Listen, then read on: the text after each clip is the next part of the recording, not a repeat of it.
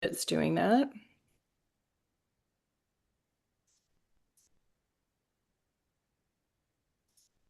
or maybe not. It did not. Maybe because someone else had already started recording and it already warned us. I don't know. Okay, so welcome to our April session of s'mores. I have a couple of slides that we're going to go over before we introduce our speaker.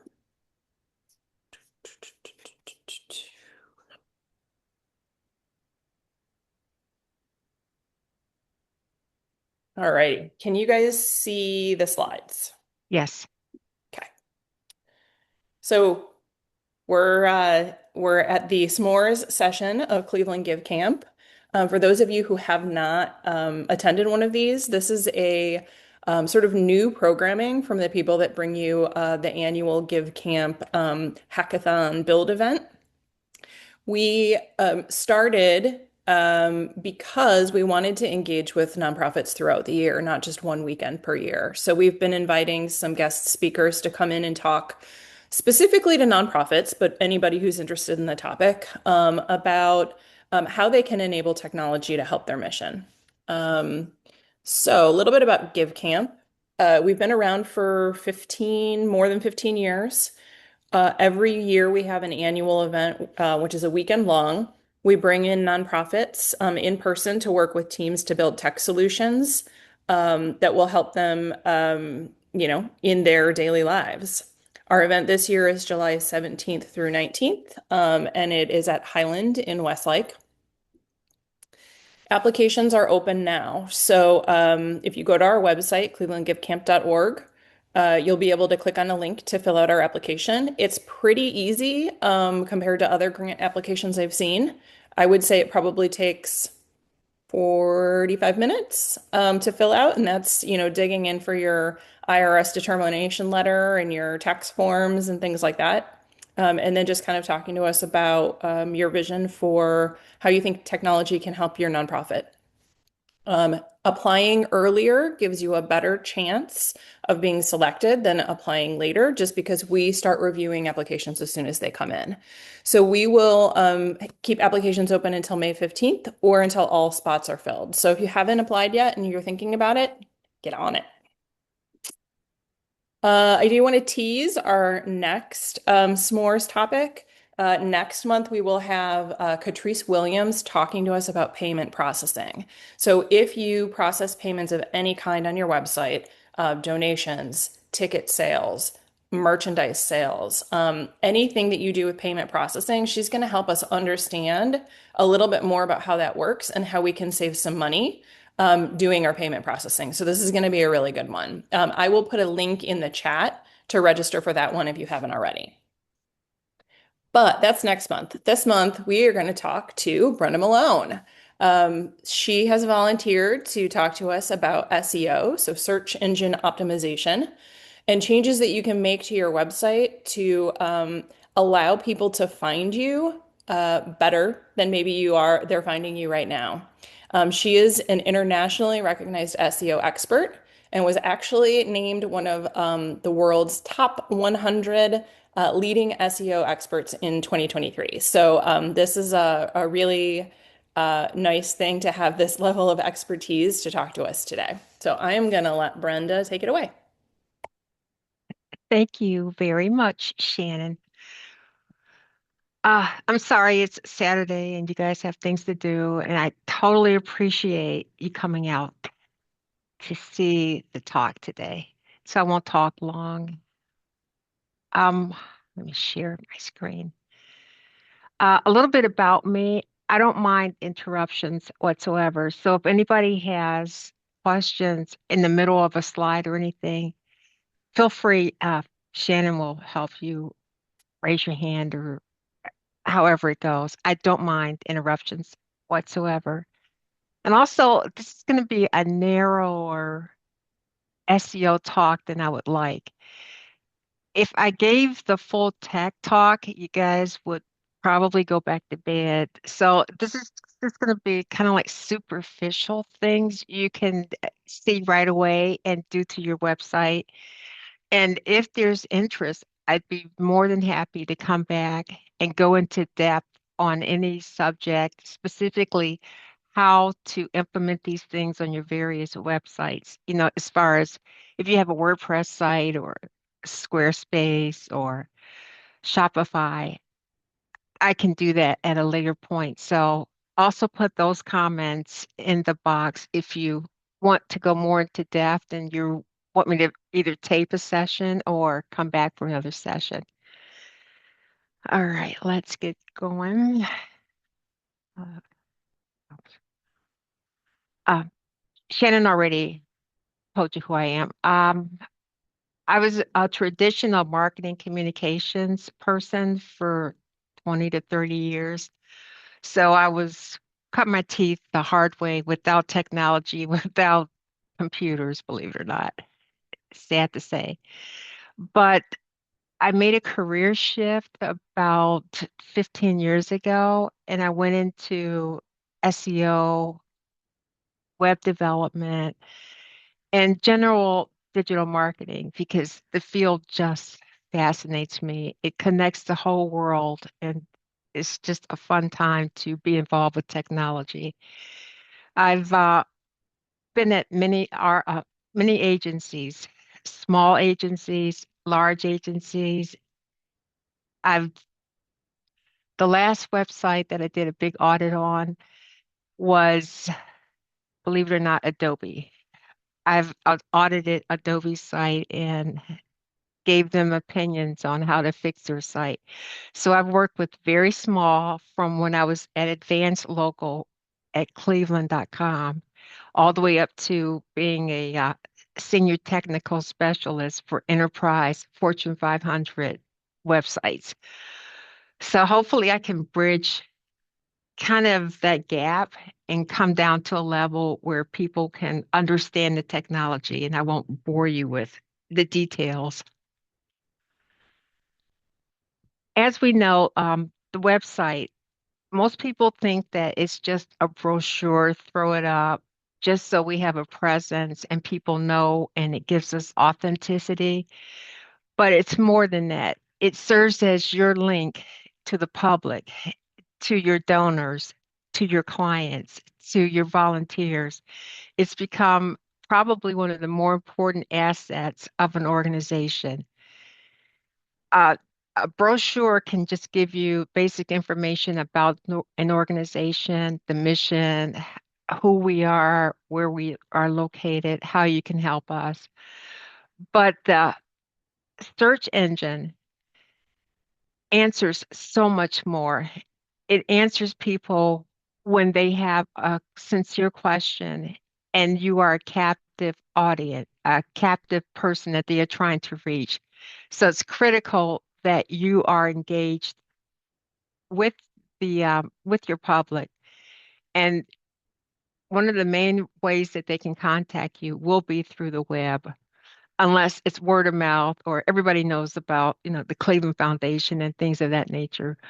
But for smaller organizations, the web is critical for you to optimize and be out there and be available for folks to come and help them when they need it. SEO is kind of a mistake. People think it's one activity, you do it and you're done, but it's a whole discipline. And it's as hard as that, and it's easy as just thinking about it as helping people find you, find the right door to what you offer. Nonprofits are multifaceted. They generally have three audiences. They have clients who need their services, donors, people who want to help and work with you and fund your mission. And then you have the volunteer audience, folks who are looking to find ways to give back, to help out for causes that they believe in. And Google's job is to help that person, whoever they may be, a client, donor, volunteer, find your door to your site. It wants to help answer that person's question or help them on their journey to the right place. So anything that we can do on our sites to show Google that, yeah, we have a door for donors, we have a door for clients, we have a door for volunteers, the more likely Google will show your, actually, search is getting kind of weird, but it's more likely to quote you in its answer boxes and show your website. But you've got to let Google know what is on your website, what you offer, and you have to be clear and succinct and talk to not only the robots, the Google bots that search your website, but also talk to the people who come upon your site at the suggestion of a search result. This is how Google sees you. I don't know if everybody is able to go to their website. This is how Google sees you. It's called a site colon search, and you type in SITE colon. Um, I'll do Cleveland Gift Camp. Give Camp Cleveland. It's clevelandgivecamp.org. Sorry.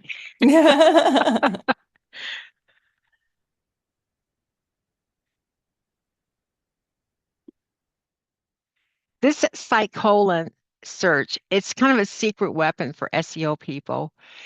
It doesn't give all of the pages on your website, but it gives a general indication of how many of your pages Google has in its index that it's willing to share with a searcher.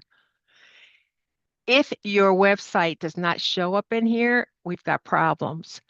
And if you find funny URLs that shouldn't be there, that's an indication that you need to work and tell Google to concentrate more on the important things in your site. And you'll see Cleveland Gift Camp, they are pretty good. They've got all of their URLs.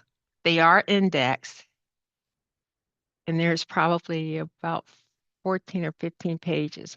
But this is a good way to see if Google even knows about you. If you don't have any results here, you need to call your web guy and say something's happening. The site's blocked, or it's blocked from being indexed, or it's offline. But this is critical, and it's just SITE colon, and then you type the domain name. Oh, LinkedIn.com probably has thousands. It used to be that Google would allow you to see every single page in your website, but 3 years ago they got stupid and they only show maybe a couple of pages worth. But at least it's a general indication of the fact that Google does know about you.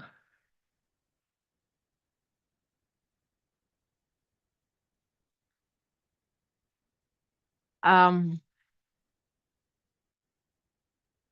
and this is just repeating what I just said. If you don't have few results or any results, Google's probably blocked, and that's an indication to raise a red flag.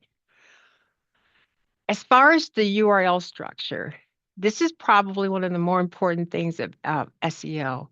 Depending on your CMS, your content management system, it may prefer to put funky things like page ID, -99. I know there are some CMSs that just love to do this.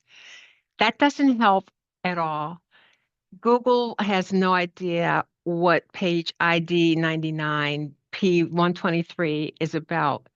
And as a result, it probably will not show that page to a web searcher because they're unsure what's there as a first clue. It's much better to do what's called a friendly URL, use actual words, preferably some of your key phrases or keywords, and we'll talk about that later.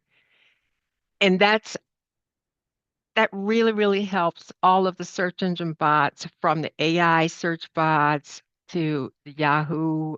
the Bing, Yandex. It really helps if you don't make them think. Don't make the robots think.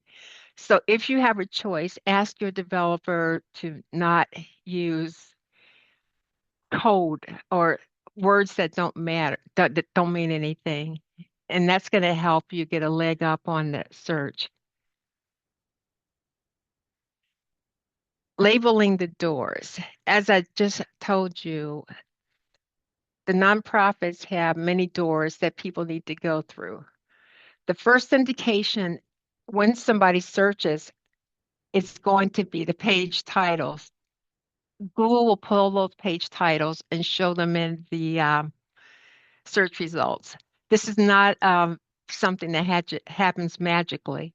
When you are coding your website, per, you or your developer type in what you want your page title to be.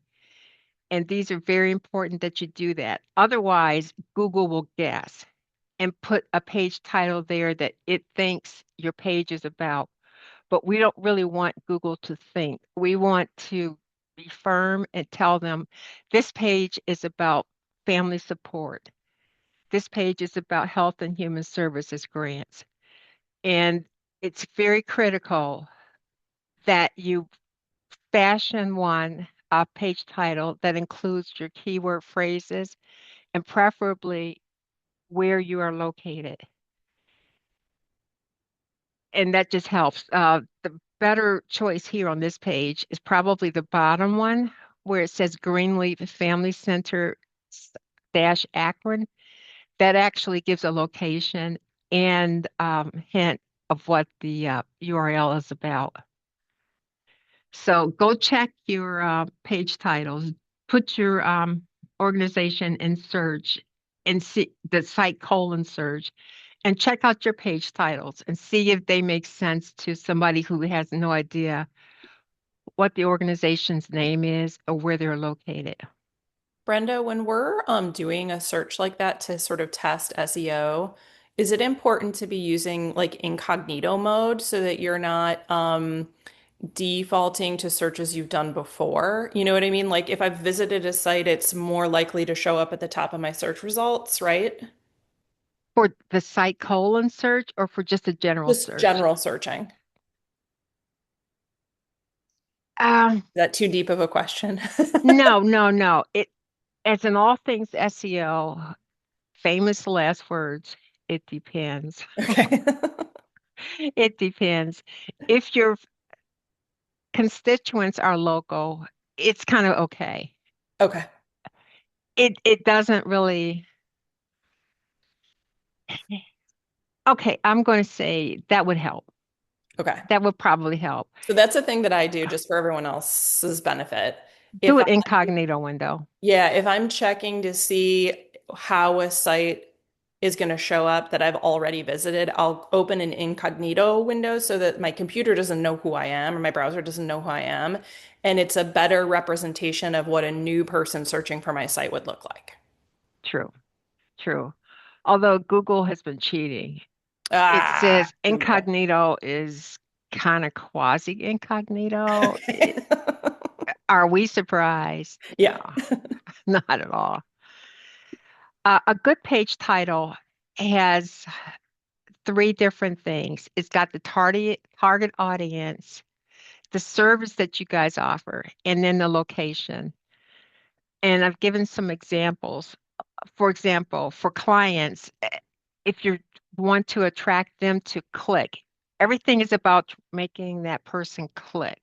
They may see your results in the search engine, but what's going to make them click? Now, if they see home Akron Community Services versus Akron Veteran Housing Help slash your organization, they may be tempted to click more readily. Same thing with donors. If they're looking to donate, they know that they will end up on the correct page. It's like, I'm going to support a family and I'm going to donate. This is the click that I want. So be sure as you're doing your page titles to give the person a hint of what's expected on that page and to let them know the locality. Always try to include your city or area or your state as is applicable, because that really helps to let people know that they are in the right place. Now, the second thing on that semicolon search that you've seen is going to be the meta description. This is where most people just refuse to do meta descriptions, and it is critical. The meta description lets people know exactly what's on that page. And if you don't tell Google what to put there, Google will look at your page and figure out what it wants to put there. So unless you specifically tell Google, hey, this is the meta description that we would prefer, use this, Google could pull anything off of your website, off of that web page, and make it show in search. And unfortunately, Google did change this too. It used to be that the meta description that we supplied, that the web developer supplied, was obeyed by Google and being 100%. But about 4 or 5 years ago, they think they have gotten smarter than the developers. And now it is considered a suggestion. So even though you may put the best meta description in the world on your website and available to bots, sometimes Google will change it in order to match what the searcher is searching for. Google is all about structuring things to help the searcher. They're not the friends of the people in the search results. It's all about that searcher because they need those eyes on those ads. So they're going to switch up things however they think the searcher wants it answered. But at least we have kind of directed Google to please use our own meta description in most cases. And there's several ways that you can fashion a good meta description, but these days, in the days of artificial intelligence, what I'll sometimes do is I'll go to a Claude or ChatGPT or Gemini, and I'll give that uh, AI the URL and tell it to tell me what the best title and meta description is for that page. And I'll especially do it in Gemini because Google sometimes will help you out more than Claude or ChatGPT because after all, it's their search engine. They know what works best for searchers. So try to use Gemini. Just put the URL and ask Gemini to give you a page title and a meta description. And of course, you can fix it up or change a few words, but that's going to be a great indication that Google will start sending more searchers to that URL.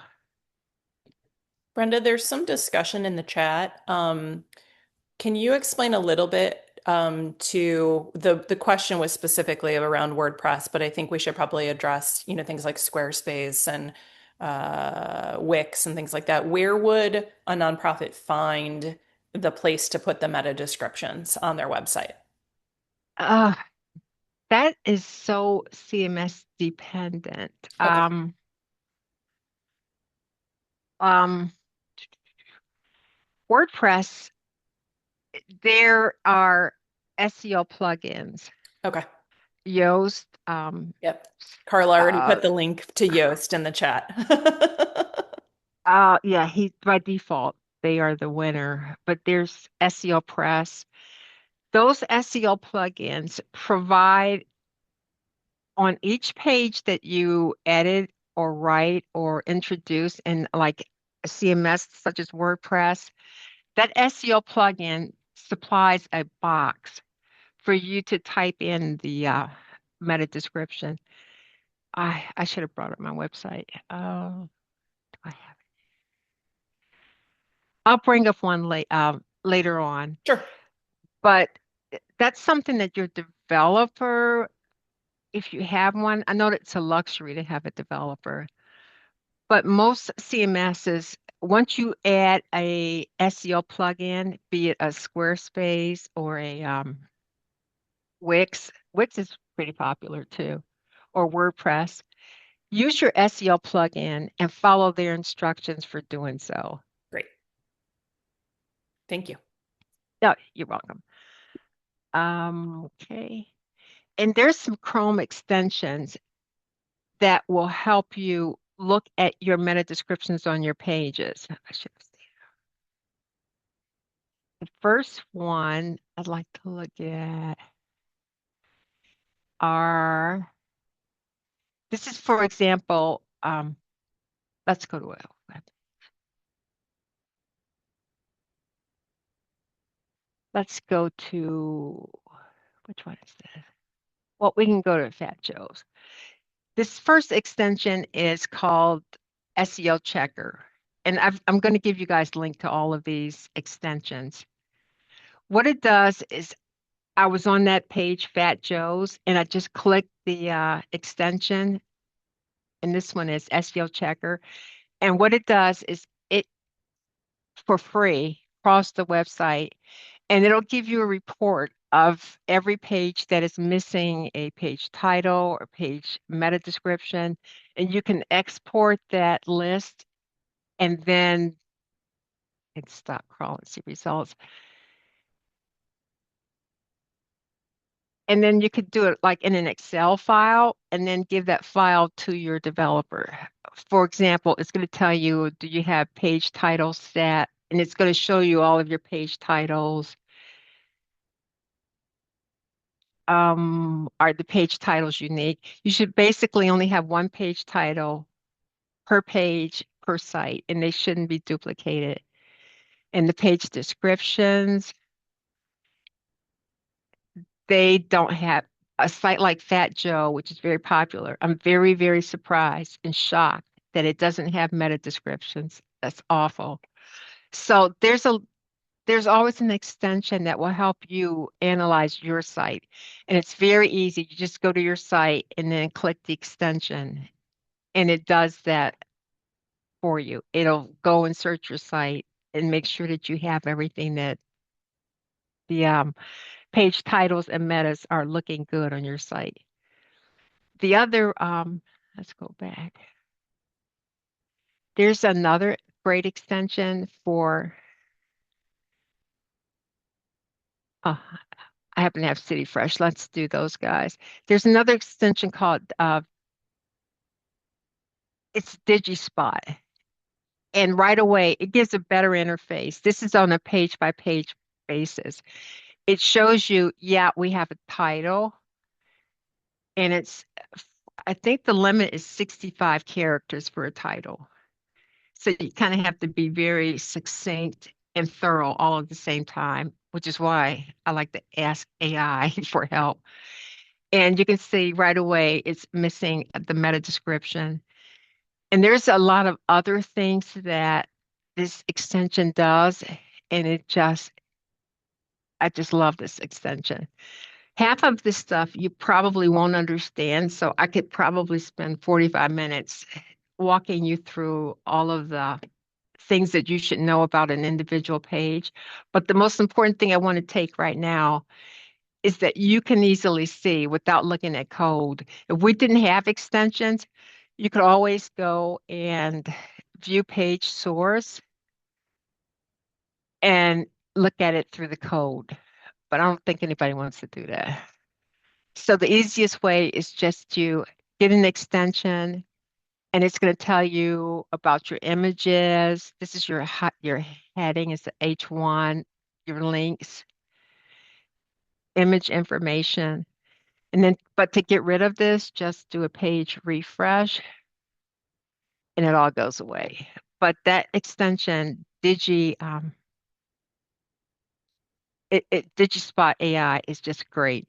And I'll go over more of these things later, but it does a lot. It looks at your content, tells you how long people would take to read it, whether or not it's a thin page with very few words That's what this exclamation point means. Typically, a web page should have at least 500 to 700 words. So because this is just 300 words, it's going to get flagged as thin content. And Google tends not to like to index pages with thin content because it doesn't think it's going to give the searcher much value. So try to at least put 500 to 750 words on a page so Google knows that you care about that page. It's going to show you all of your links to other pages in your website, and links that you have going out of your website to other websites, just so that you can see that the links are well formed and that they are not leading to dead ends.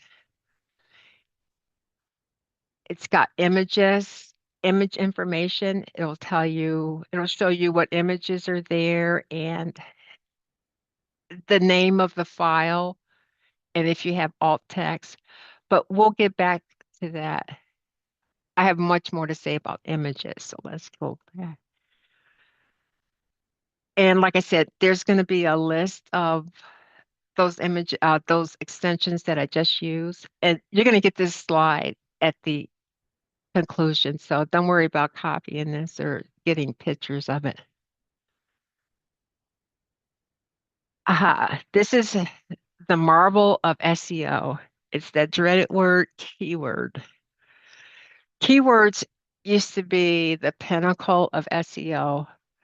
That's before search engines got smart and started using large language models and started reading pictures and understanding how things are connected. It was the holy grail to find the right keyword that you think people would be searching for to find your site. There used to be a whole science behind it until the search engine bots got smarter, AI is more prevalent, large language models are linking everything. So now we like to say keyword phrases. When's the last time that you searched using only one or two words? It's been probably a couple of years. Nowadays, people have been trained to search in sentences and in phrases like, is the McDonald's open? Where's the sandwich shop near me? How can I find free food? People are searching in sentences and phrases.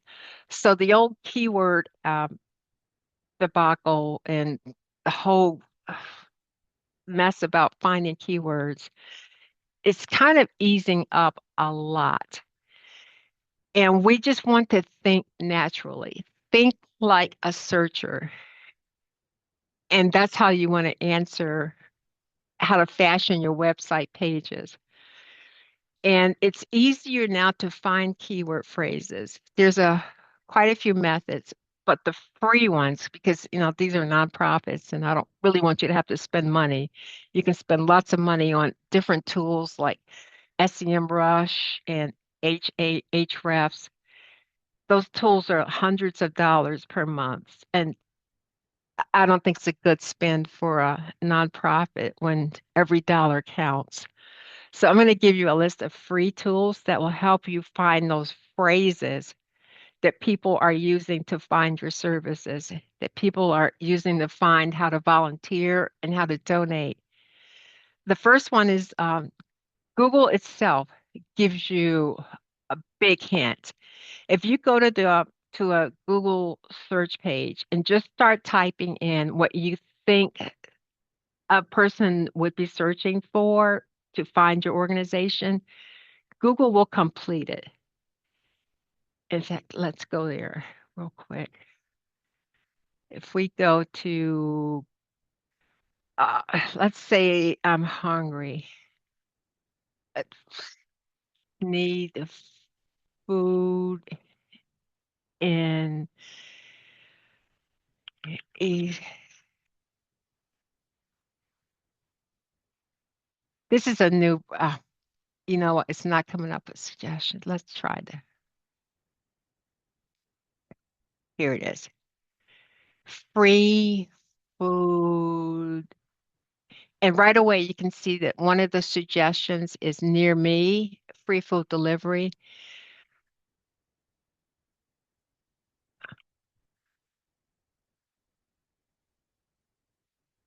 This is a browser that I haven't used. So, like Shannon was saying, it doesn't have my history. It doesn't know where I'm located. So, it really doesn't know how to help me.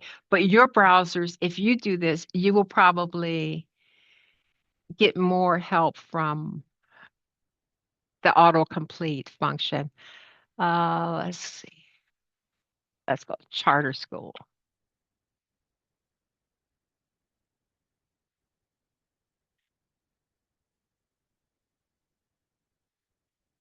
Okay, and I'm just actually going to do that search. And Google used to show a lot more um, non-sponsored links first. But ever since AI, it usually doesn't show it. It's going to show places, it's going to show AI content. Let's do the AI mode. And people are worried because they're not going to be the top. It used to be a race to see who could be the top one, two, three, four, five, fifth, sixth, seventh, eighth listing in search results. But that's all gone out the window. Google's going to show you AI results first, and then it's going to start showing page results, but very limited. You can see that it's going to be very difficult to get on these on the first page anymore. So our goal is to show at least show up in the AI results. And the way you show up in the AI results is that your site is helpful and it's well formed, it loads fast, and it's available and it's searchable and indexable by the search engines. That's the name of the game these days. It's not necessarily making sure that a keyword is in your page title or in your website. It's just about being helpful and answering questions. And this is one way that you can find out what people are searching for. Let's go back. This bar keeps getting in the way. Sorry. Another way is right beneath most search results, there's a box called People Also Ask. And that's Google's way of telling you, hey, these are what people are asking. If they ask this question, 9 times out of 10, they're also going to be curious about that. Look at those questions, write them down, and see if you can make up your page answer that question or have a dedicated page to answer that question that people are asking. And one of the most overlooked ways to find out what your key phrases are is your staff, your volunteers, your sponsors. What questions are they asking? When that phone rings and people ask questions, write them down because those are the questions that people will be typing into their search browsers. And that it could be a treasure chest, gold mine of opportunities. Even if you're out and about and you're providing services, what questions are your clients, your donors, your volunteers asking? That's going to get you to number one in the search engine. If you learn to glean from those people what questions they have and you answer them intelligently and easily found on your website, you're going to move to the top. Because after all, Google wants to please that searcher. And if you can answer that question, you're going to be number one in their book every time. And there's also Google Trends, but I have found that it's not very useful for smaller nonprofits. It's more valuable for larger corporations, but sometimes you can find a little bit of value and to know what people are searching for, what the trends of the day are. And that's at trends.google.com. Sometimes it's just fun to play around with that and see what's going on in the world. You could just type your term in and it will let you know if people are searching for it. But I haven't found it to be particularly helpful for smaller, localized organizations, but it's fun to see. However, the best keyword, key phrase finder that you can actually use is actually Google Search Console, which Google provides absolutely for free. You just have to connect up when you have your website or when you first launch it, you go to Search Console and you connect. There's some code that you put on your website, and Google verifies that yes, you're the owner, and it starts giving you intel from day one about what's going on your site. And I can actually, most people won't do this, but I can share. This is, I have several organizations that I manage. And nobody will ever show you what's in Google Search Console, but these people don't mind because it's kind of like secret I spy intel that most people won't share. But I think you need to know what's in Google Search Console. And in order to, you'd go down and you'd add in which either your domain or your URL. Like this would be whatever your home page is. You just type in,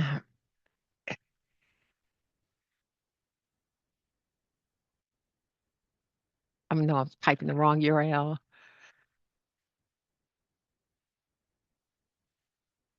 And once you do that, uh, ah, slash slash. At this point, Google will give you some code, and you give this code to your web developer, and they put it in the head of their file of your homepage of your website. And you can do it a couple different ways. They give you options. You can verify by using a tag. This usually goes into your SEO plugin. There's a dedicated space for it. Or you can do it with your domain name provider on your hosting. And this can get complicated. So it's something that you probably want to work with somebody who knows something about the back end of your website. And some CMSs like Squarespace and Wix, they actually have dedicated boxes that you just go to in the settings, and you would take this tag, copy it, and insert it on your website and then click done.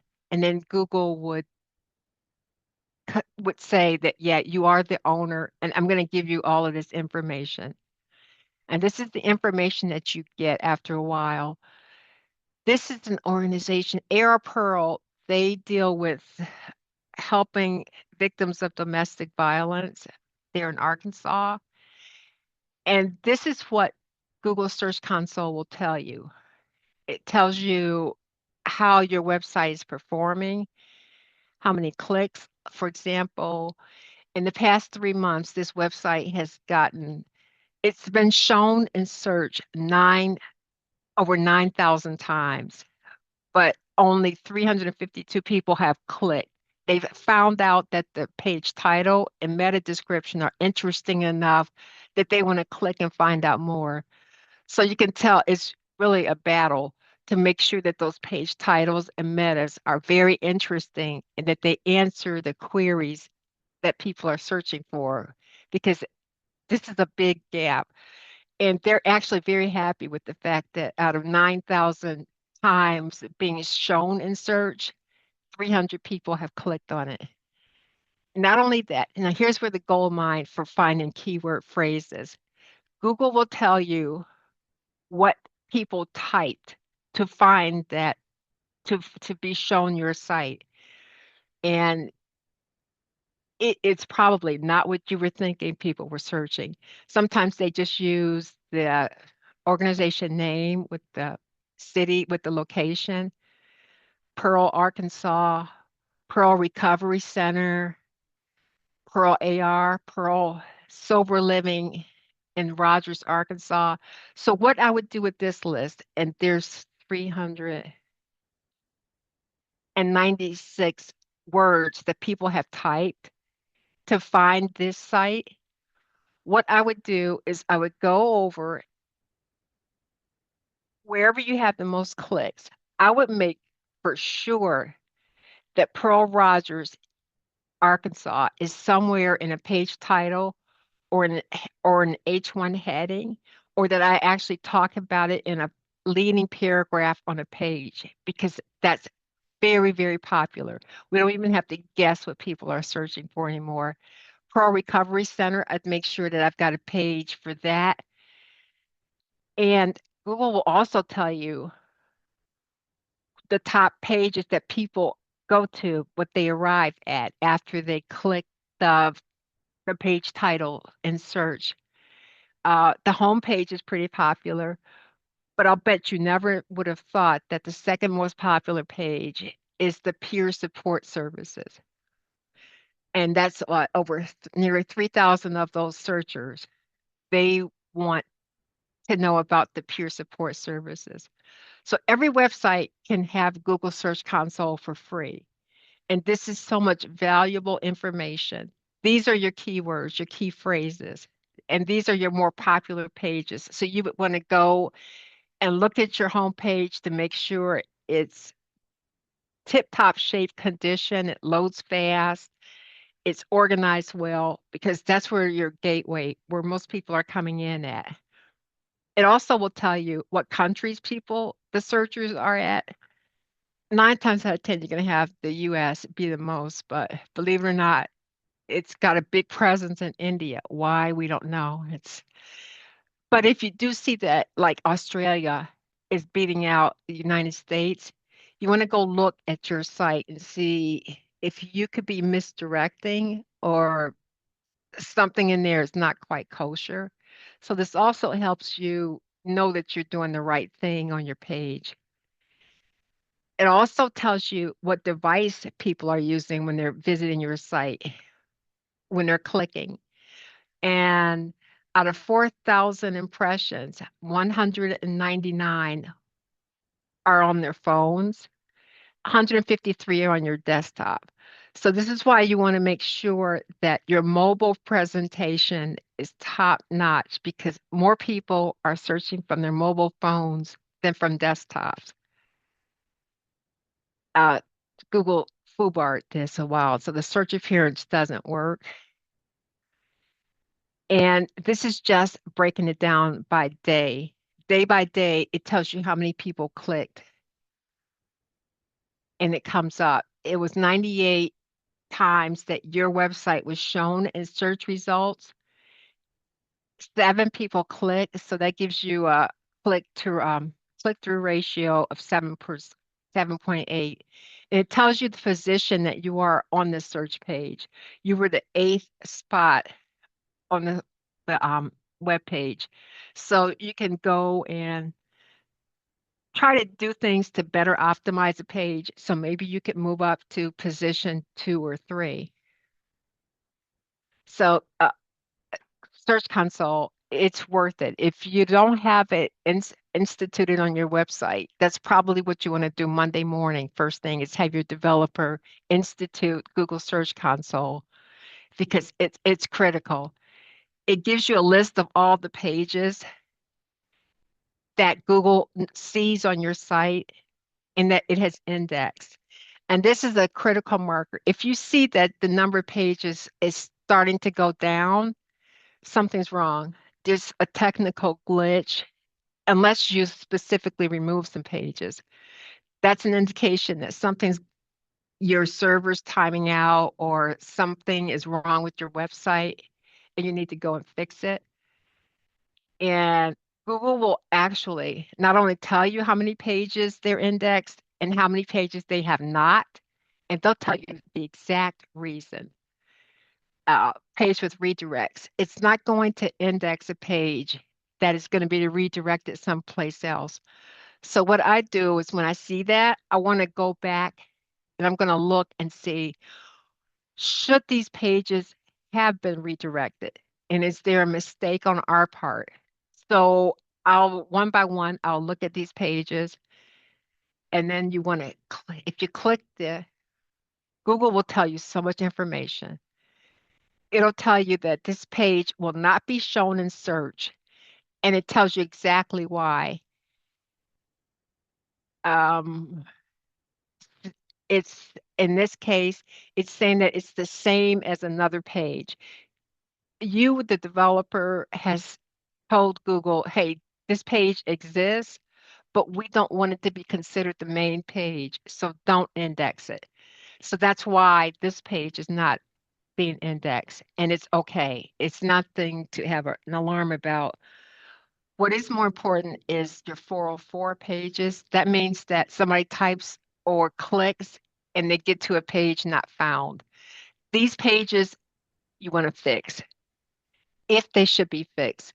Now, I can tell you right now that these pages, they should not have been in search anyway because they're mostly system pages and WordPress pages. None of these should be indexed. So that's okay that those are going 404. And I could come back and give you a whole 5-hour lesson on everything that's available in Search Console. But these are the key things that I want you to take from that is that you can find out what words people are using to find your site. I'll give you one Brenda, we more. do have a question. Sure. Carrie, do you want to ask it or do you want me to ask it what you put in the chat? I can ask it. You guys can hear me okay? Yeah, we can. Um, Yes.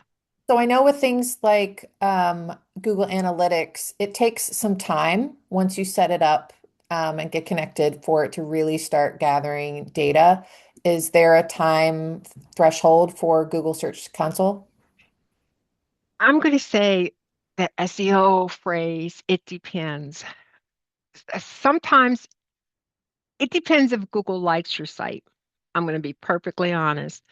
Some people think that once you initially hook up Search Console, that you are in a holding pattern. Google has you stuck for days to weeks before it will come and index your site. And other people, the minute that they connect up Search Console, they'll be indexed and you'll see information. So it kind of depends on who you are, what your site does, and if Google likes it.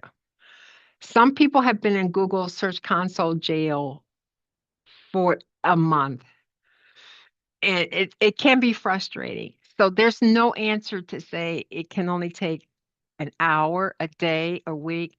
Generally, I've seen it happen about a week to 10 days before you get this kind of rich information here.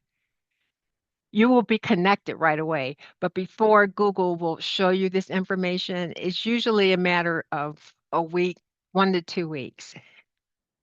So there is a waiting period for newly connected sites if Google doesn't like you. Yeah. And it doesn't go backwards, right? It's so it's whenever it does start indexing you and collecting information. So, Correct. for example, the keywords, you probably would want it to gather information over a week or maybe a month to really see patterns, correct? Correct. And you can determine that. For example, you can see the last 24 hours, what people have searched for. Hmm. And this is a site called Henry the Hand. It teaches proper hand washing. And during COVID, this site took off, but it's kind of died lately. And for the past 24 hours, people have been searching about patient safety. But for the past 3 months, or let's go 16 months, people have been searching more widely about general health care, how to stay safe, infection control. But this site has been connected to Google Search Console for 10 years. So it's going to have that rich information. But when you first start out, you are 100% correct. You won't have this kind of intel, but at least you're getting started on the path. So it's better to have it and wait than to never have it and never get all of this information. This is just amazing. And if you guys don't have developers and you don't have Google Search Console or Google Analytics connected, just contact me and I'll connect it for you. I'll tunnel in with you and walk you through connecting it up, regardless of what CMS you have. I can pretty much do any CMS. So don't be shy about getting this connected because it's critical that you have Google Search Console, just critical.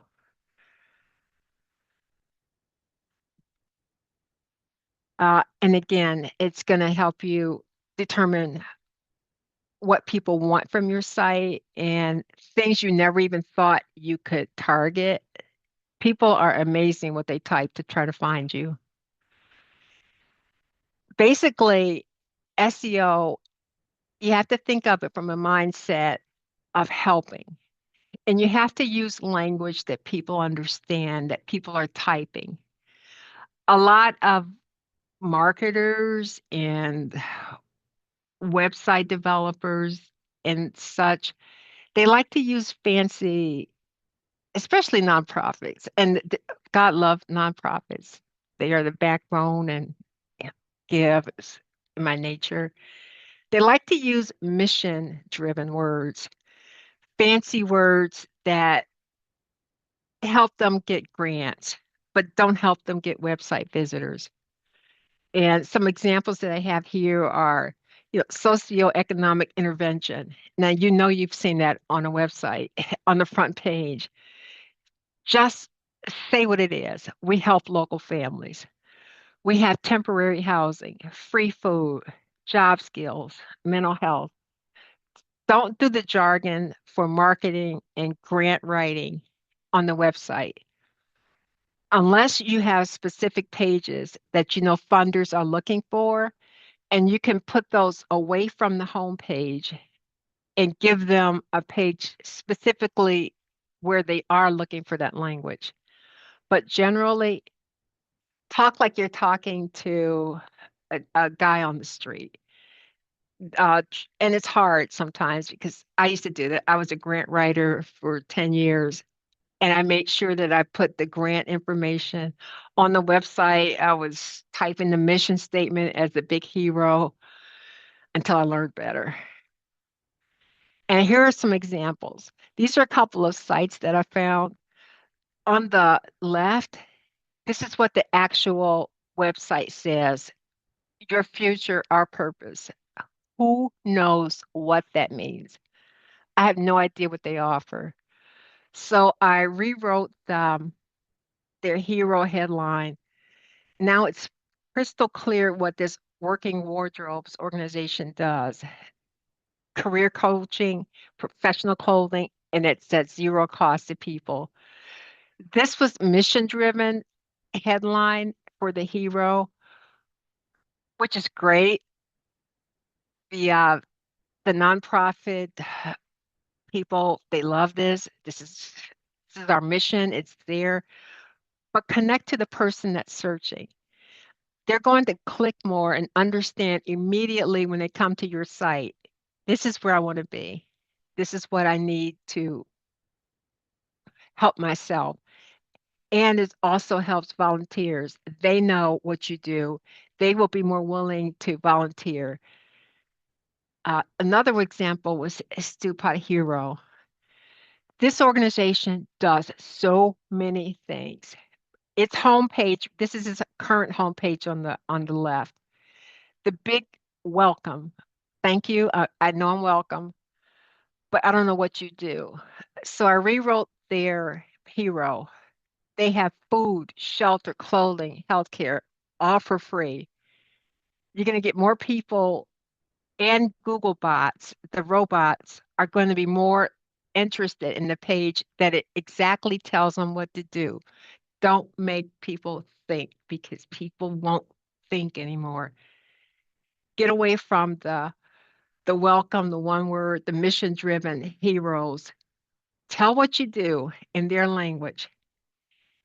We've been Jackson's full service lifeline for neighbors for over 40 years. No cost, no judgment, nobody turned away. I'm going to donate to this place because they help people. I'm not going to donate to a welcome sign. I'm just not going to do it. And we're hitting home.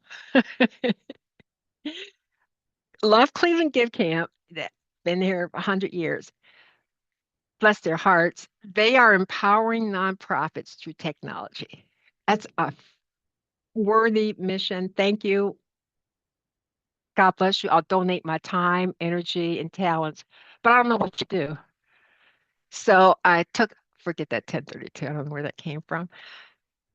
I took the liberty of fashioning another hero one weekend, real developers, free tech. It tells people what exactly Give Camp is. It's only one weekend, real people, and it's going to be free for nonprofits.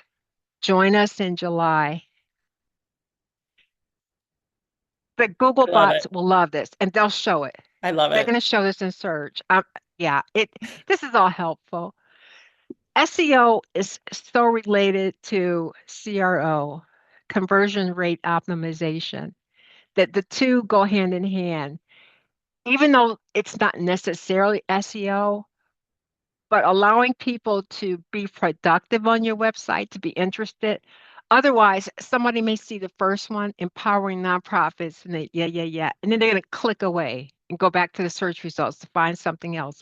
We want to keep them on our site because we can help them, they can help us. Um, Images on your website. This will also help you. Images are very, very searched. In fact, 9 out of 10, not 9 out of 10, 4 out of 5 searches, 4 out of 10 searches that I do, I'll do the search and then the search results will come up, but then I'll click that images tab because I want to see the images related to what I typed. And I don't think that I'm atypical. I think most people, we're image driven. We love videos and images. We don't like to read anymore. So it's crucial that your images are shaped and designed to the to show in search so that the search engine bots love them.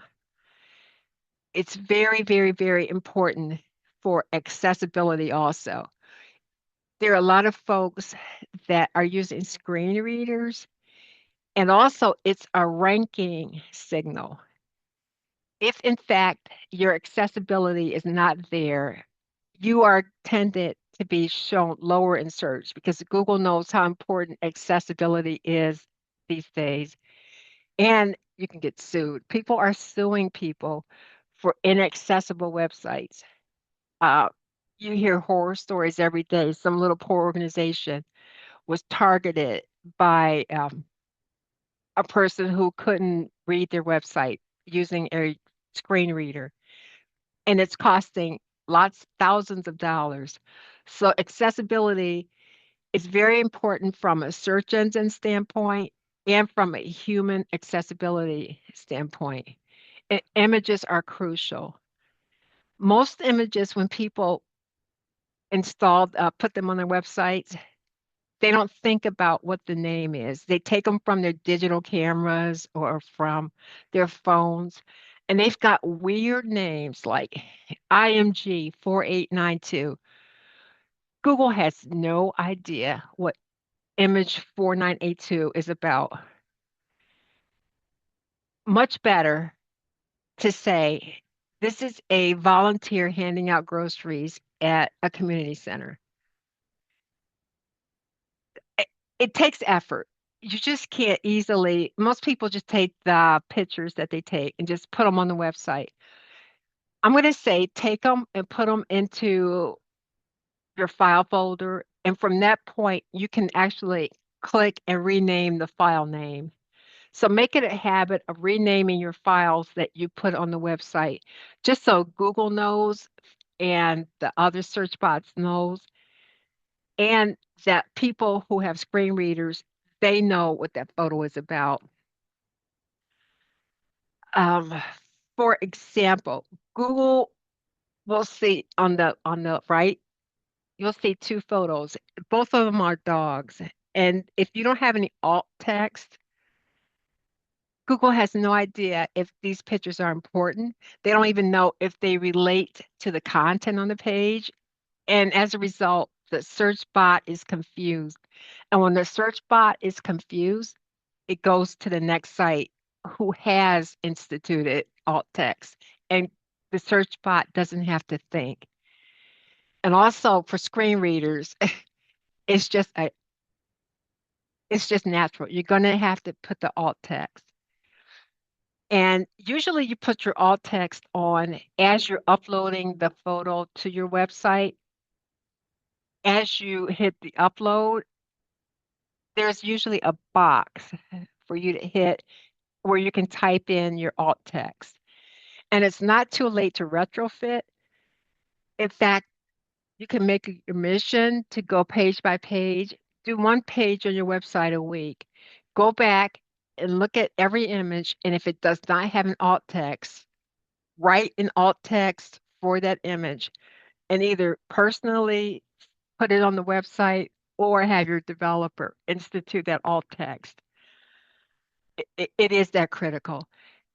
And people search for pictures and then they click to your website. So the more interesting your pictures are and that they're shown and they're detailed and they know what the subject is about, the more you're going to be more successful in search.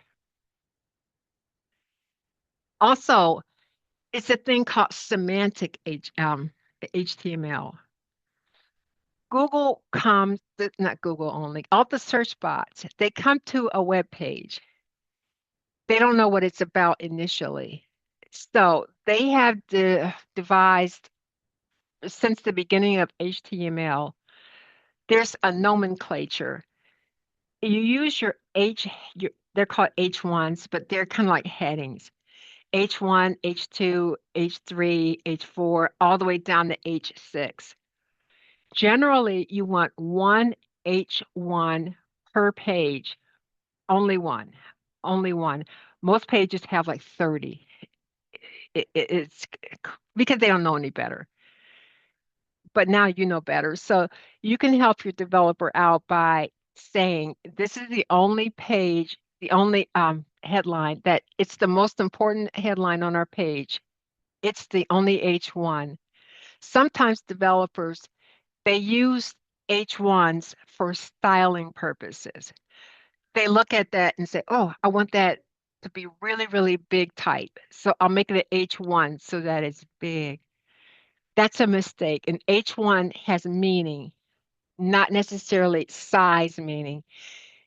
The main heading, it could be super large, but it could be a H3. Developers have got to stop doing that. It is a bad habit to break, but it's crucial that even when you supply a new copy or new text or a new page, try to think of it like the old days when you were in elementary school and you had to make an outline. Do the same with your web pages and let the developer know this is my H1, this is my H2. And this also helps the search engines digest your chunks of information. And everything that you do to help the search bot not to think moves you further and further up the chain on being shown in search. And these are just examples of a couple of pages that shows exactly how to do fashion your H1s. One H1, the H2s are less important than the H1, and then the H3s are less important than the H2s. But if you do this routinely on your pages, you will be increasing your ranking because the search engines know what it's about. More importantly, the human visitor to that page. They don't have to sit there and guess what your page is about. They'll visit more often. They will stay on that page a lot more because it's interesting, it's well organized, and they know exactly where to go and how to find out their information. So it's very critical that you follow the H1s and H2. This it's called semantic HTML. And it's not something that you have to do every day, but as you're doing new pages, try to follow that structure. This is also very important. When a person comes to your website or to your web page, Google has already said, okay, this page is what you're looking for, Mr. Searcher. Click here because you've written a great title and a great meta description. And that visitor is like, okay, they have just what I need on this homepage. When they come to that page and it's a mess, they're out of here. They're bouncing. So even though you have done all the work to get them to click and come to visit your page, you've fallen down because they don't know what to do when they get to your page. For example, this is exemplary of how nonprofit should do it. They've got three different doors. Remember, you've got your client, you've got your supporters, your sponsors, and you've got volunteer doors. This is a page from United Black Fund. Right away, this is their homepage hero. If I wanted to volunteer, the minute I hit that page, I know where to go. I hit the volunteer button. But if I need a grant, I'm going to hit that button right there.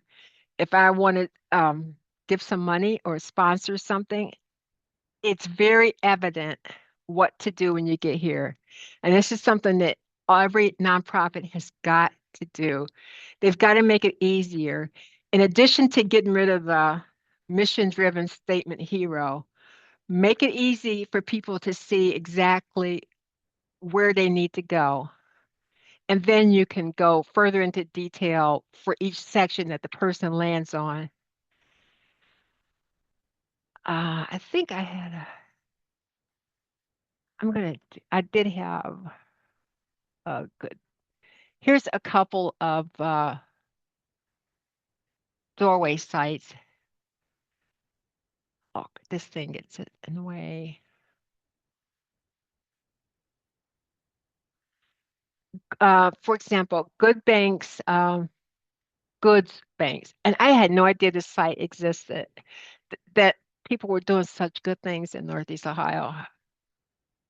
It's just wonderful. They get goods and then they sell it to nonprofits at a very discounted price.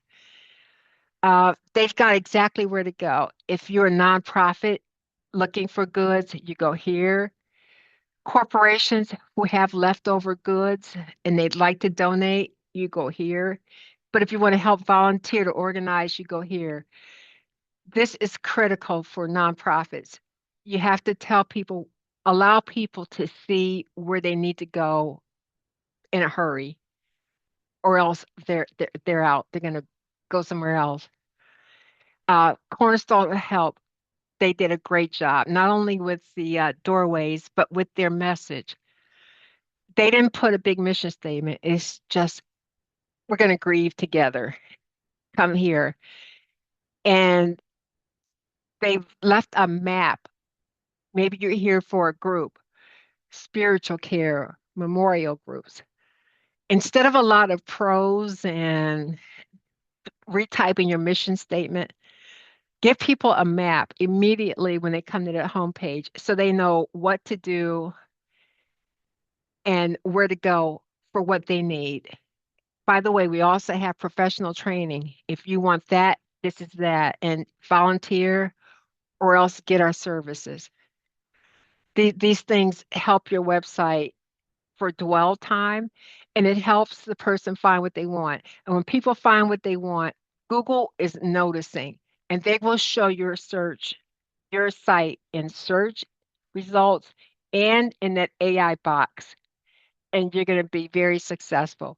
All Google is asking is that you show people what they want. And this is one more. This is, we put Unity in the box. They deliver local food. Do you need groceries for yourself? Do you need groceries for your community? Or do you want to volunteer? It couldn't be any clearer where to go to do what I want to do. And that's going to be, sometimes it's challenging to do that, but it's worth the effort to make your homepage as full of doorways, that necessary doorways as is possible. And the next thing is Google Business Profile. As a nonprofit or any, you might not think that it's important, but your Google Business Profile for local organizations is also critical. You've got to make sure that you have set up your Google Business Profile and you keep it updated. You respond to comments, questions, and that people have in the review section. And maybe every week, post what you're doing. You know, we served 15 people, or we had it rained and it flooded, and we helped with helping that family. Keep keep it updated. It's just critical because when people do searches, that's the first thing they look for. Does anybody not know what the Google Business Profile is? Do you need me to show you?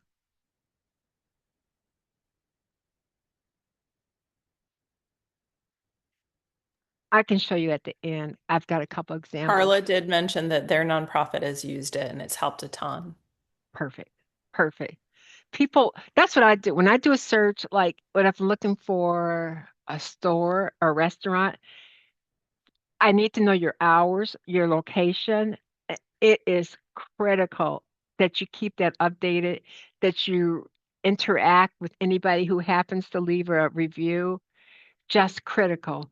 If you're going to be closed for a holiday, keep that updated. And when I'm done with this, I'll go show you some samples of the Google Business Profile. And it's free, absolutely free. Again, you just sign up, verify that you own the site, and just upload photos, videos, anything that happens in your organization. It's kind of like your second website, and it's what most people will see. If I am satisfied with finding my answers in the Google Business Profile for a company, I don't go to their website. So it's kind of critical that you keep your Google Business Profile up to date. Even though it says business, it's for everybody.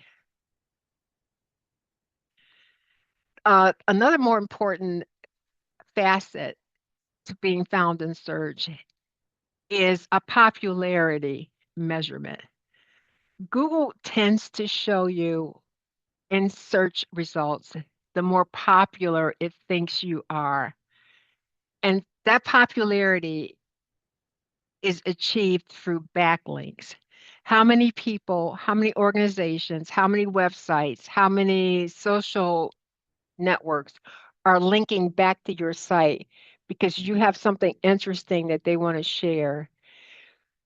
The more good qualified backlinks that you have, the more tends to put you higher in search because you're gaining trust. It says, hey, other people trust this organization.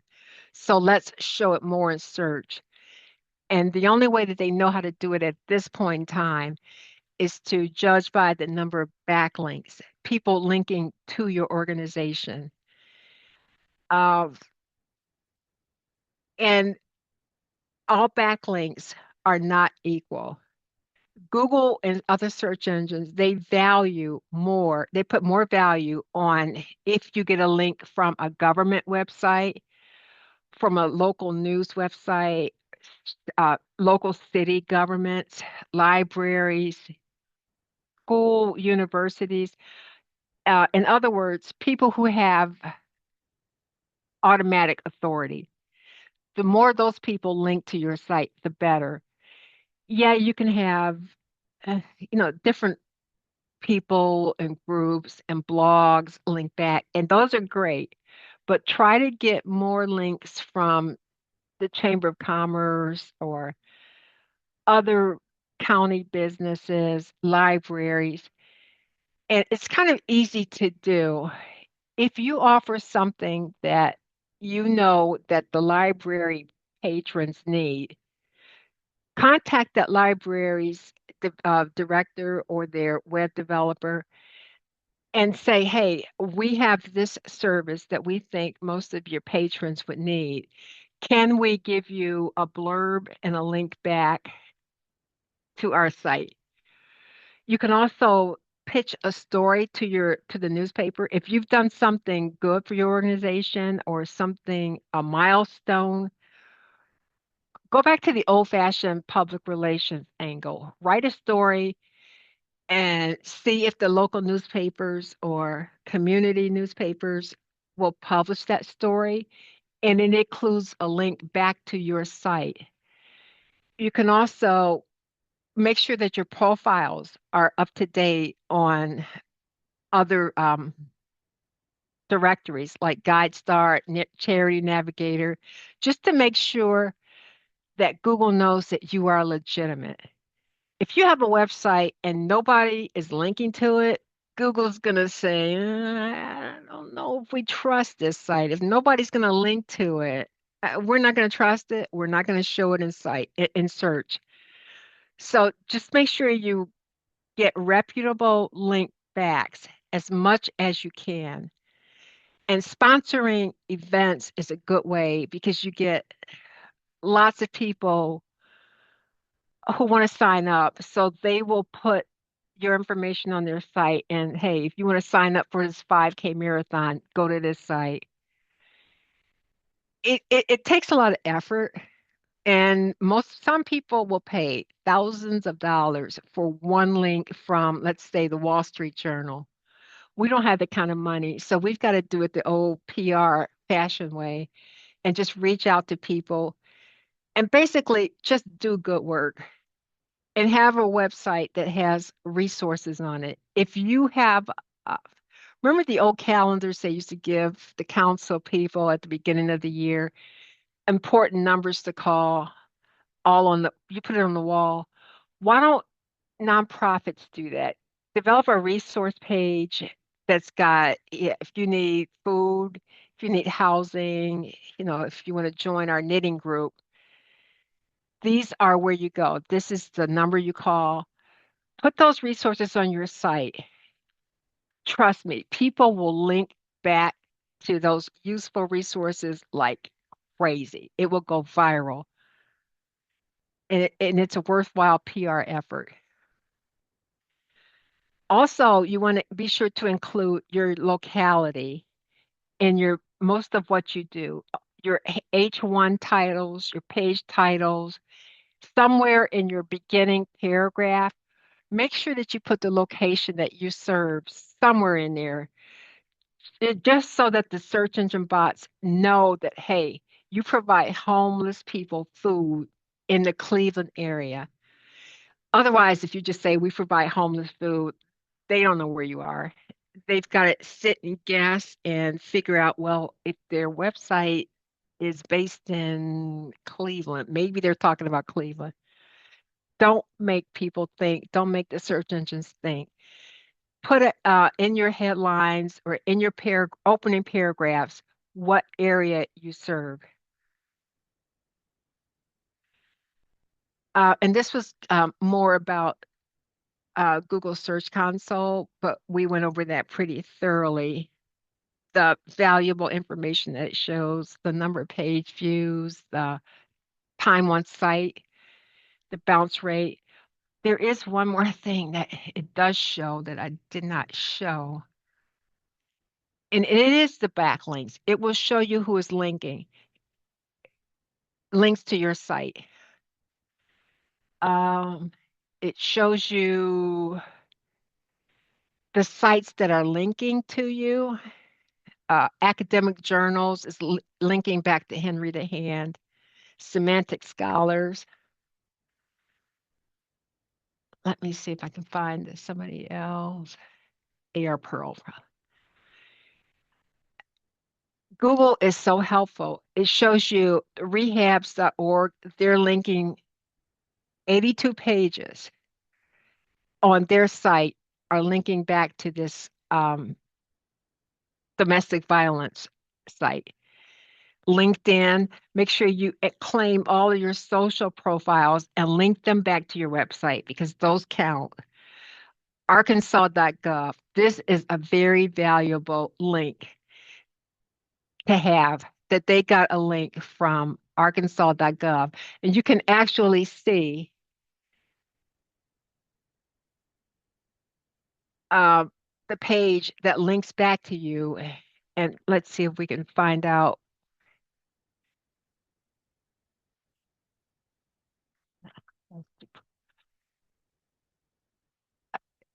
I don't even know if that link is still there.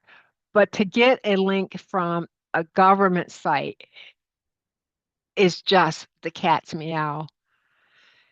And you don't have to guess. Google Search Console is going to show you everybody who's linking back to you. There are tools that you can pay for to find out your linking profile, but don't bother because Google gives you that information for free. And I'm saying Google, but Bing also does this, but Bing is not as popular. Yes, they're important, but Google has 90% of the search. So concentrate on what Google wants you to do. Like I said, if anybody needs help figuring out what's in Search Console, how to set it up, feel free to contact me because I just feel it is that important that you have this. This is your Bible. This is Google telling you, hey, this is how we see your site. If you want to fix it and be shown more in search, this is what you need to do. It tells you how they haven't had any. It tells you if you're under any manual actions or if you have any security problems, because sites that have security problems will not be shown in search. Google does not show bad sites. So it's important to keep an eye. If Google says, hey, there's a problem, we don't trust your site right now, fix it. It's just so important to have Search Console. Let's go back.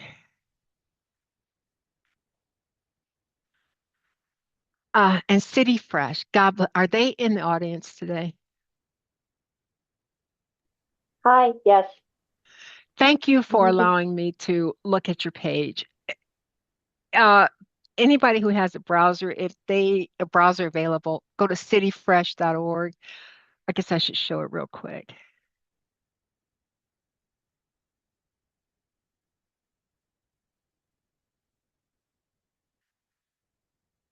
And I didn't know you guys existed before you submitted your site. And it's such a valuable thing that you do. Thank you for doing this because it only makes sense. This is City Fresh, fresh local vegetables for all. It's a great headline, wonderful, but it kind of doesn't let people know who should be taking advantage of this. Should I go get some vegetables? Who's this for? They the target is not exactly identified. So I did have a couple of suggestions.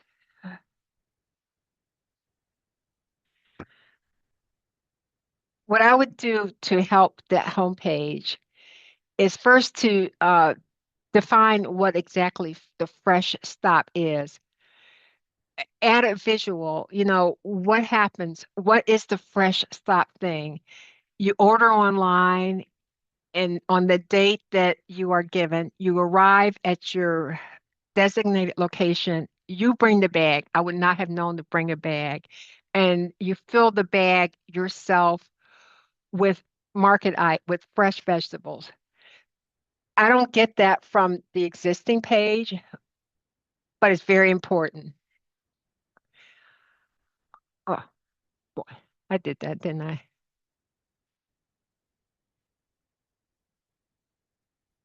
Sorry about that. I just foobarred.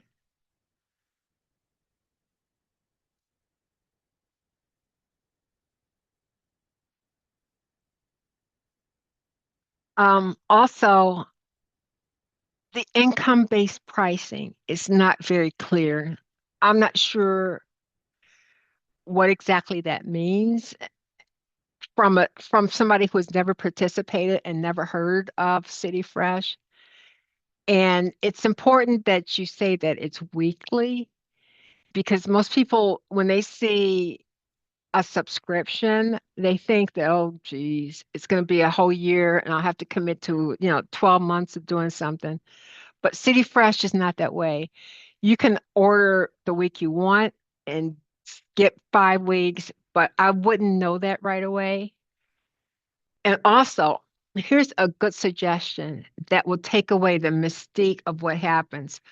What if you guys did a video of a pickup and actually put that on the web page, on the home page, just a short, 1, 2 minute video of exactly what happens. You see people coming with their bags and going home, or even follow the trail of the truck from the farm to the location to the people putting stuff in bags, like a reel, like a short video reel. That would get so much interest.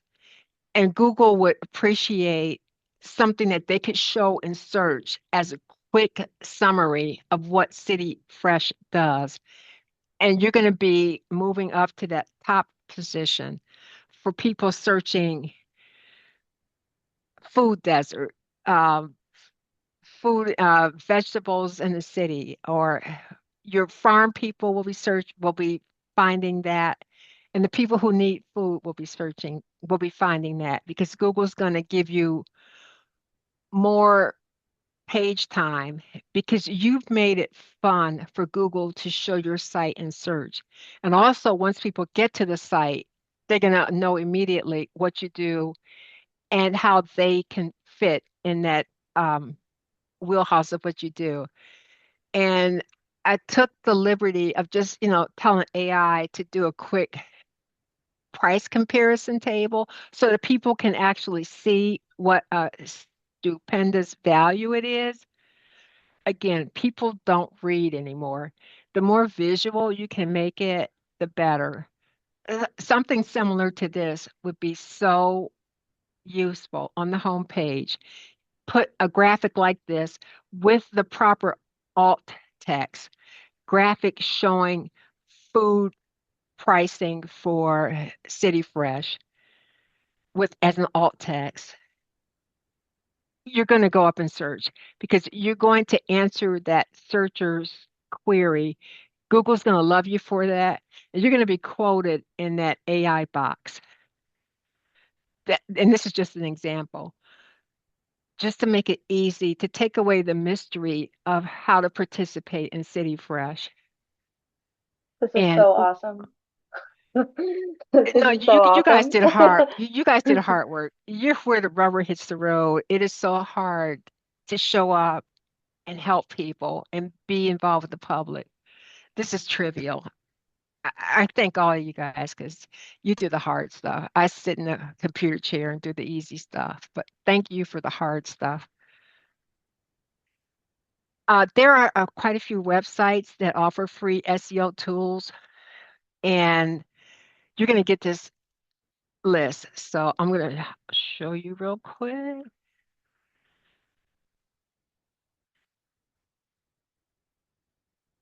Okay. The first one is called Fat Joe. They sell SEO stuff, but you don't have to buy it.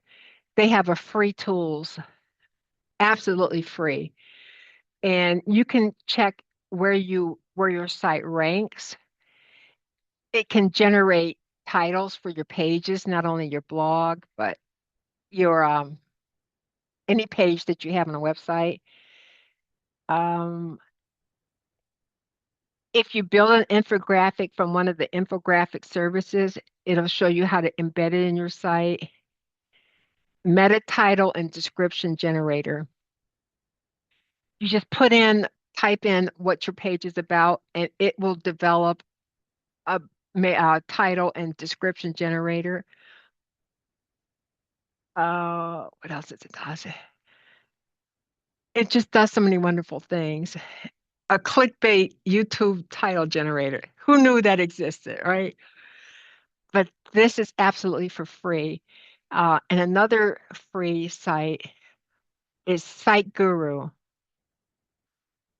This is another meta description generator in case you didn't like Fat Joe's. Page title generator. And this is a quick on-page SEO check. And let's just, has anyone? Let's do City Fresh. Is it board? It's going to take a minute. Uh, and Zip Sprout. I think, don't you guys already use this, Shannon? GiveCamp? When you're trying to develop links, Zip Sprout is an organization that links, you may know about it, so you can stop me if I guess most nonprofits know about this. It links up businesses in your area that want to sponsor your mission, your activities, in exchange for a link on your site back to theirs. Again, it's about that popularity. Corporations are smart. They know that they need links from reputable nonprofit organizations in order to win the game themselves. So they are willing to buy link. It's not really buying links, sponsor events, sponsor activities for local nonprofits in exchange for that link. And this organization is the matchmaker. It links up the businesses with the nonprofits.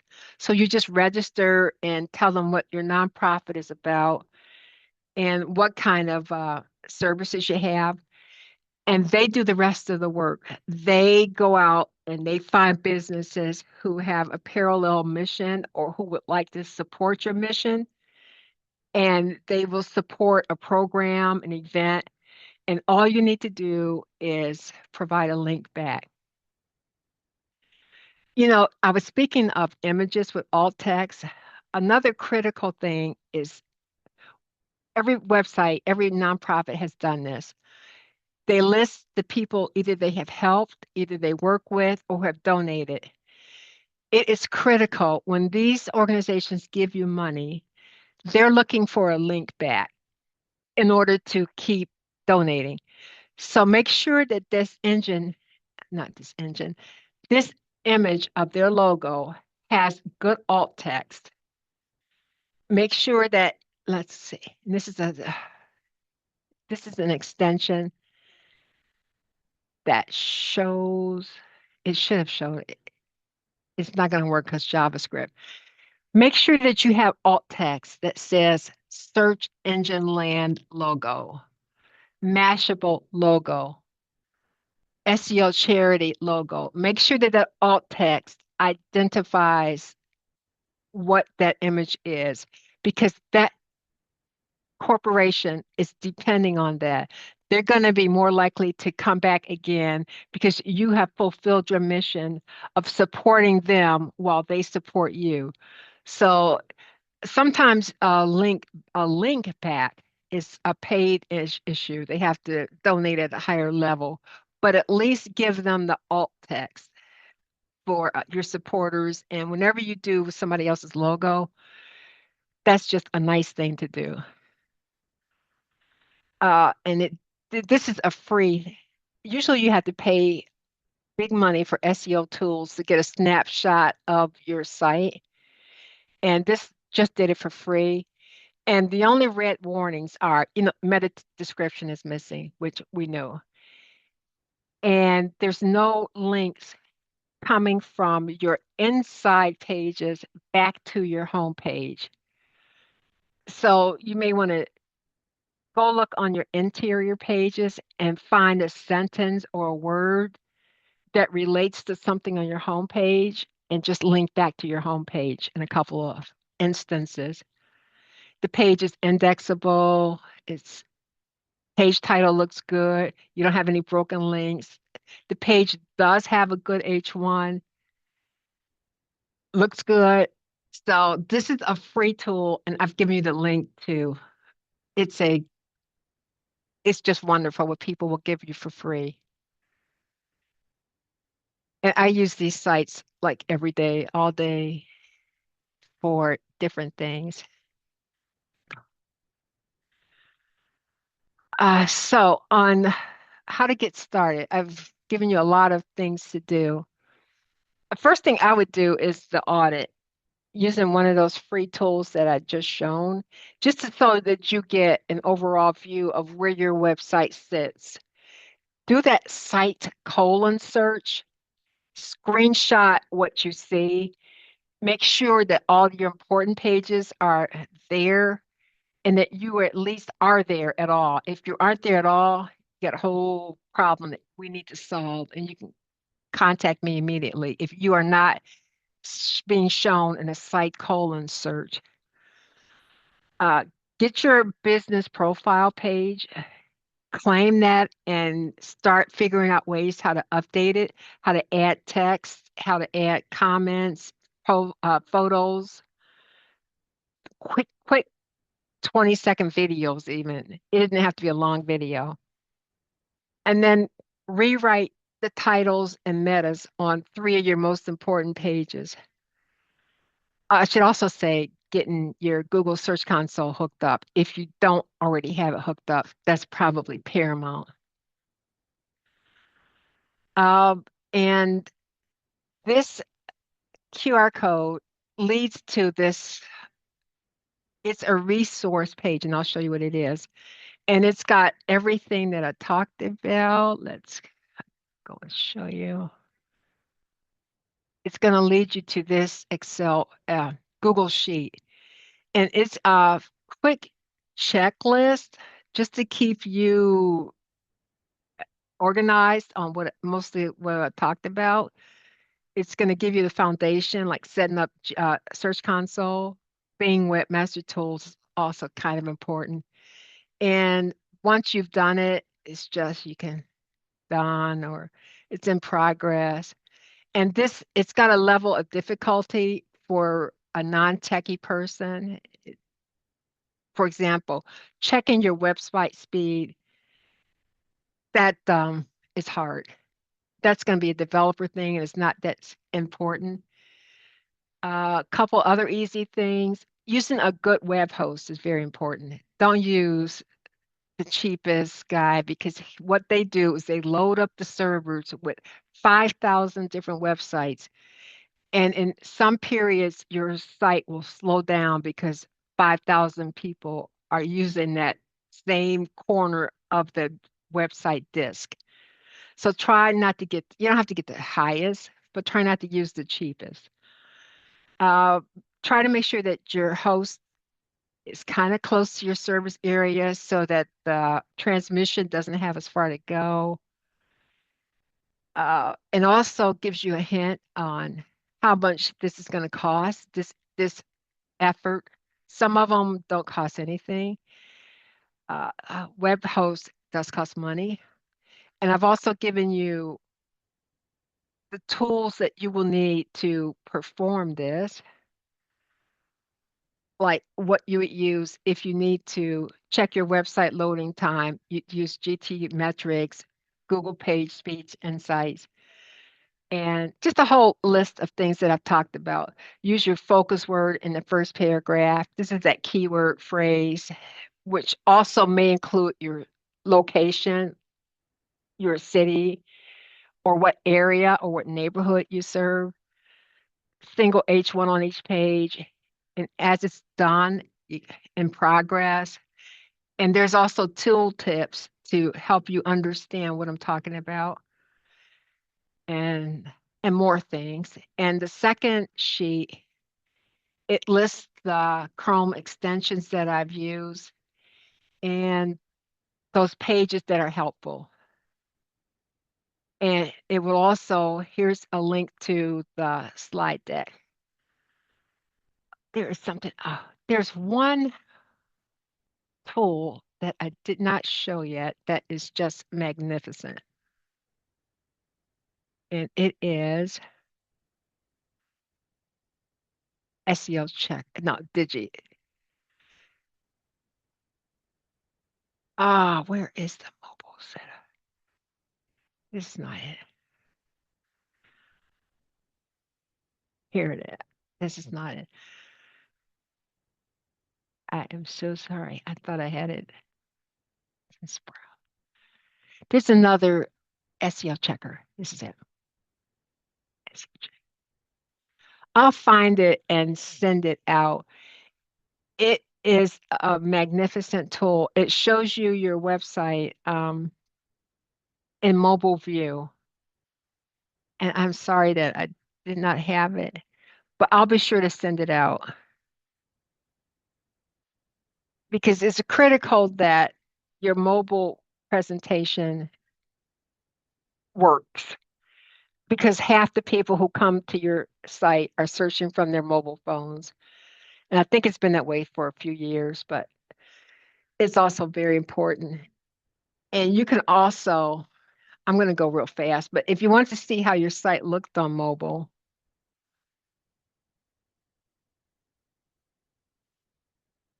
let me refresh this.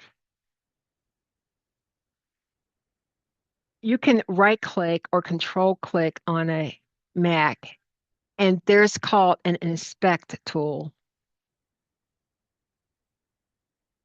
And what you do is there's a row of buttons up here.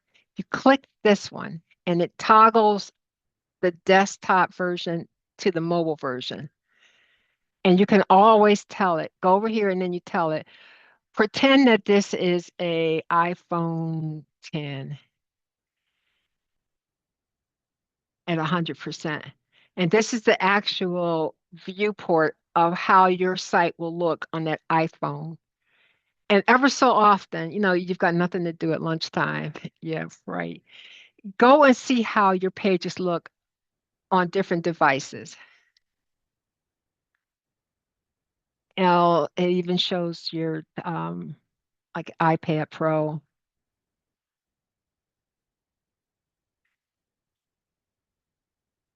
There's a couple things that I might ask my developer to fix on this page once he sees that the menu's kind of wonky on a tablet.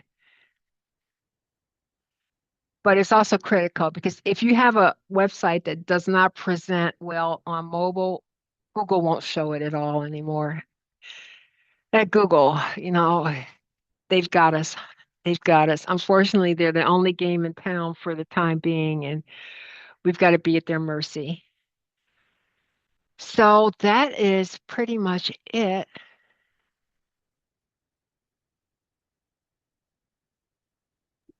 Oh, now my Google's talking to me. Google's always listening. I've got home devices. It heard its name and now it's talking to me. So it looks like Carrie has a question. Yeah, thank you. I've used the extension mobile first, web mobile first. Have you used that one? Do you like that? I have not. Okay. I have not. It shows you your preview and Yeah, so you can put in your it's a extension and then you can put in your website and it shows what it looks like on different devices. and that helps you, doesn't it? Tremendously. Yeah. Yeah, because obviously you don't always have the all the different types of devices. Like if you have a um don't have an iPhone, it can let you see what it looks like on an iPhone What was the versus name of it? mobile first. Yeah, that first one there. Oh, the first one.